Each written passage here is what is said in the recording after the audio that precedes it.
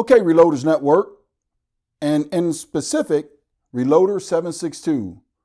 Man, I'm really digging this Discord server set up by LOB. I think congratulations are in due again. So thank you again, LOB, for setting this up for us. There's a ton of conversation that Reloader 762 brought up about turret presses. I recommended the Lee Classic turret press because it's something I have loaded on for the last 15 years.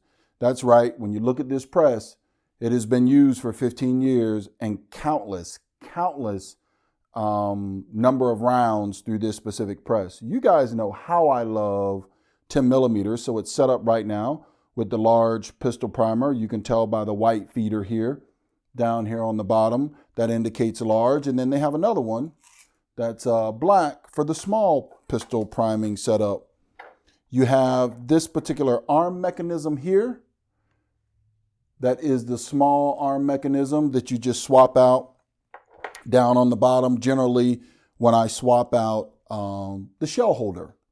So anyways, I'm just going to show you how easy it is. There's no need for fabrication.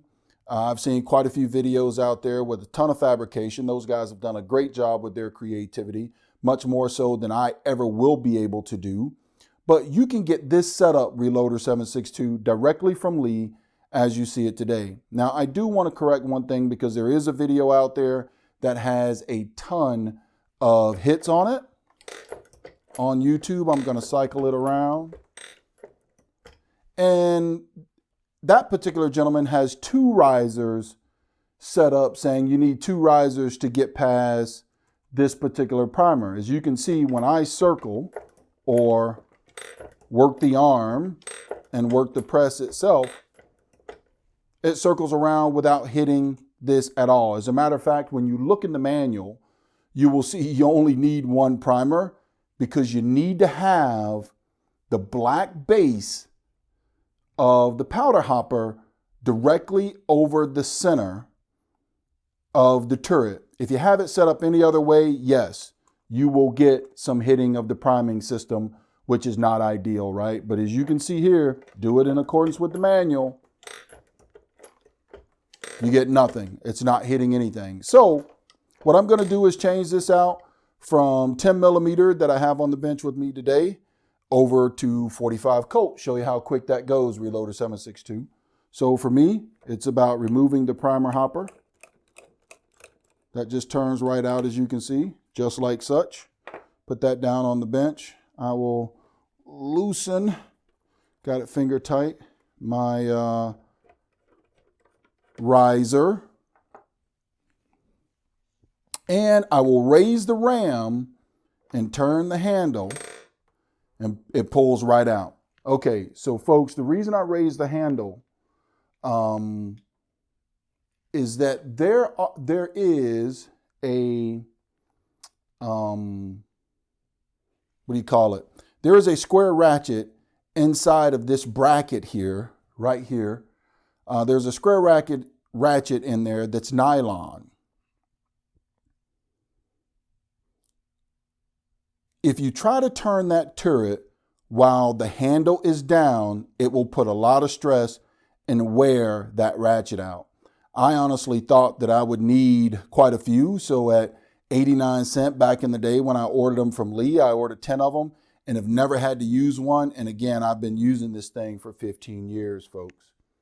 So now we're going to put on the 357 turret.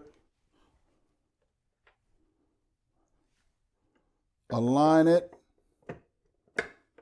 drop it down on there, make sure everything's aligned. And there you have it. I just changed it over to 357. So now what I'm going to do is take out the 10 millimeter shell holder. Put 357 in there. And then I'll swap the arm as well. I said originally I was going to do this with 45 Colt. 45 Colt was a little bit more difficult for me to reach on the bench back there, so I'm being a little lazy. So instead, I'll just go ahead and swap it out to small primer. Show you how easy it is. I just put the small priming arm in. And I drop the shell holder. Trying to do this in a hurry and make this quick for Reloader 762. And there you have it. Now we're going to put the powder measure on. Put the riser on. This is called a riser. Let's get it right, Mr. Revolver guy. That's the riser. Finger tight is all you need. You want the powder measure on as well.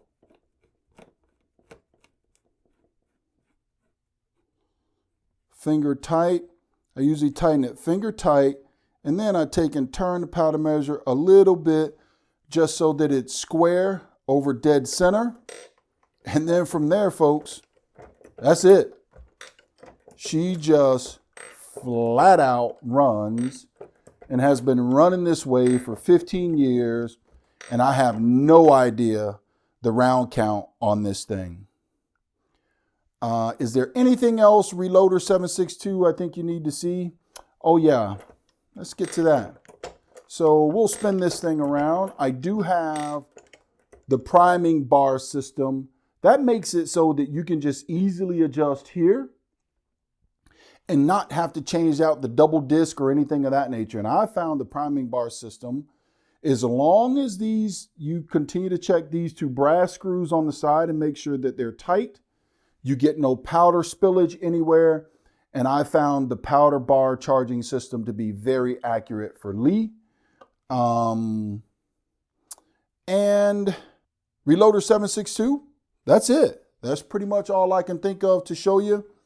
I hope this gives you what you're looking for on how the Lee Classic turret works and how easy it is. Oh, I didn't go all the way.